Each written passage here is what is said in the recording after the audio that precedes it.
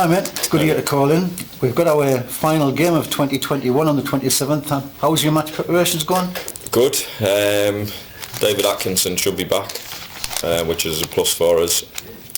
So could be, well, I know there's one missing for that game, so it could, we've been looking to get a full squad together for the last few weeks, but I think we'll be one or two short again, but it's the reason we've got the squad we have.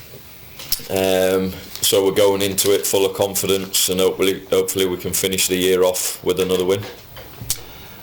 Will you be asking the squad not to over-indulge over Christmas, or do you just let them get on and enjoy themselves at these times? No, they've got to be professional in the way they approach the game on the 27th. It makes a change for us not playing on Boxing Day. So I suppose they can enjoy themselves a little bit more than they normally do on Christmas Day. But Boxing Day, they've got to be looking after themselves. Because it's a big game for us, because if we can get 3 points on the board, it sustains that gap that we've created from where we are to outside the playoffs. Do you know anything at all about Yorkshire Amateurs? They're one of the few clubs we haven't played yet this season. Yeah, we've had a look at them. We spoke to a few teams that have played them, watched a few videos, but what we've tended not to do this year is get too,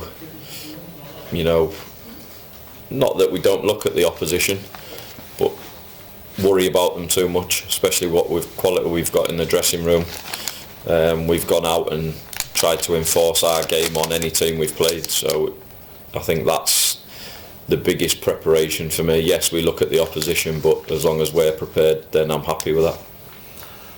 Dom's got a suspension, obviously. Did he get a one-match ban or 3? It's 3 he got, unfortunately. It's just one of them. On the video you can't really see it properly, but we just have to get on with it now. And there's players that have played there over the last few months that were coming, and it's down to them to keep the shirt now.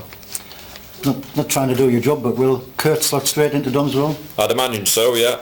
Kurt was probably unlucky to come out the side a few weeks ago at Worksop.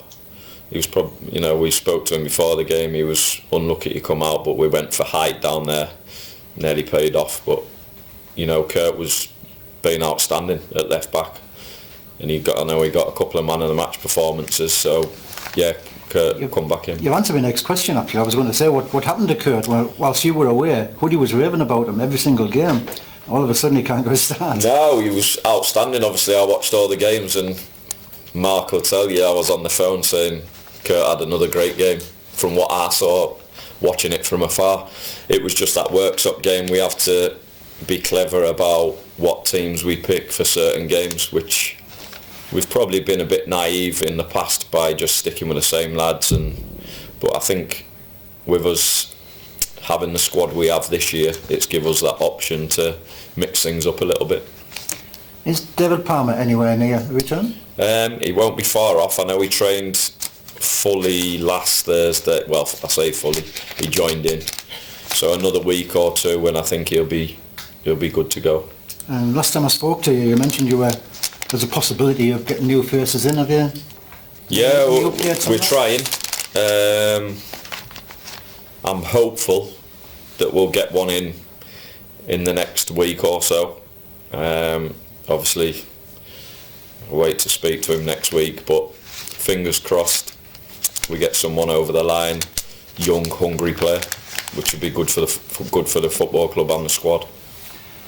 The Northern League's closed down for 3 weeks, so with no other games in the area, there's a good chance of a good crowd on Boxing Day. I hope so, because as a manager, these players have been outstanding, and obviously the supporters that have been here throughout the season have been outstanding as well.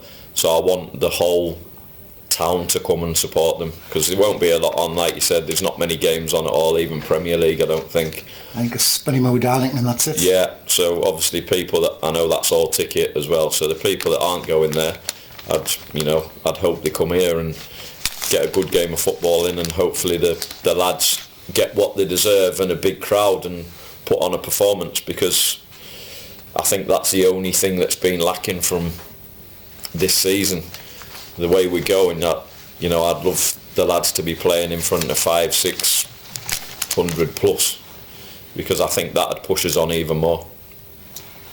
I know we've got a hardcore away support. Home gates have dwindled a bit this season. What can our club do to attract support to home games? We're third in the league, we're playing some very good football. There's discounts for living tenants, discounts for students. It's just been announced this week there's a £1 discount for everybody else. And there's different offers in the bar, happy hours, community gardens well on the way. And just this week contracts have been signed for another building project. What else can we do to attract people? I think you'll know yourself, Wilf. I think we have to try and get the youth involved more. We like that list you've just reeled off there. We're doing everything else. I think it's probably with a community garden being close to completion. I'd like to think that'll bring some more people into the ground, and I think once you come here, you get a feel for it, and hopefully the people that come in and use that facility will come back. And I think as a club, not just the players, I think as a club we probably deserve more people through the gate. It's moving on to next year, mate. The reserves train with the first team now. Can you tell us any names that we can expect to make it into the first team squad in the future? It's still early days. Obviously Wayne's bringing his own players in. He's got some good young lads, but you know the standard and tempo and professionalism's a bit different to what they've probably been used to. But it will help them. We've had players that, you know, the likes of Brandon and Ellis and Matty that train with us week in, week out. They've improved massively without even playing reserve team games of football. So they're improving because they're playing with good players in training twice a week, which helps. You've just mentioned Wayne. I mean, my memory isn't the best, mate, but am I right in thinking it was Wayne that first brought you to our club all those years ago? He did, ago? yeah. I was playing football for the army, and he was down there watching a game. He came up to me afterwards and said, you know, would you fancy coming and having a training session up at Shildon? So I came up, and then still here, 12, 13 years later. Had you even heard of us at the time? I hadn't at the time, to be brutally honest. I'd not long been based in Catterick. I was there as an instructor, and obviously the army team played there, and I was playing that game. And then Neil Bartlett was there at the time, who obviously used to play for Southampton. He brought me along as well, and then the rest is history. So they say. We've only got one game of the year remaining, right? It's been a very strange last year, playing in empty stadiums, etc. Do you have a favourite and least favourite moment from the last 12 months? Oh, I had a feeling you might ask me this one, and then I forgot to think about it. You know, one of my favourite moments is Frickley away. Now, I know that might not stick out to most people, but we had 11 senior players available. We've gone down there on the grimmest day of the season and got a point. And they're the ones that I remember, because I know these lads can turn up in big games week in, week out and put performances on, or find a way to win a game. So, you know, the Frickley game for me was, it instilled what I thought we've got in the dressing room and round the club, that togetherness of just going there, knowing what we had and what we had to do, and, you know, we got something out of it. And a worse moment, I'm not sure. Probably watching while I was away would be the worst moment. Would it not be Warrington at all? Warrington and Rylands, yeah. The Vars, yeah. We could have been out of sight. I think we go on and win the Vars, if we get through that game. And again, it's just one of them. They went on to win. Did I hear you say at the time that's the only penalty you've ever missed? In a shootout, I think, possibly. All right.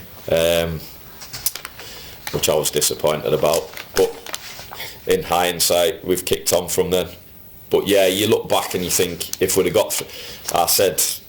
We said to their manager after the game, you know, I think whoever was winning today's game was probably the favourite to go on and win it, because I think both teams were strong, and they just had the look of the draw, so to speak. Well, on behalf of all Shildon fans, I'd like to wish yourself, your management team and the whole playing squad a very Merry Christmas and a prosperous New Year, and 3 points to end the year would be lovely, thank you. Yeah, and I just want to say thank you to everyone that's obviously came home and away, people that come into the ground and do volunteer work, and you know, it's hard to catch people at times, but it doesn't go unnoticed, especially by me, because I've been here that long. I know who's here and who's not. So yeah, have a good Christmas and have a good New Year. Thank you, we've been with you for your time, mate. No Thank you. worries.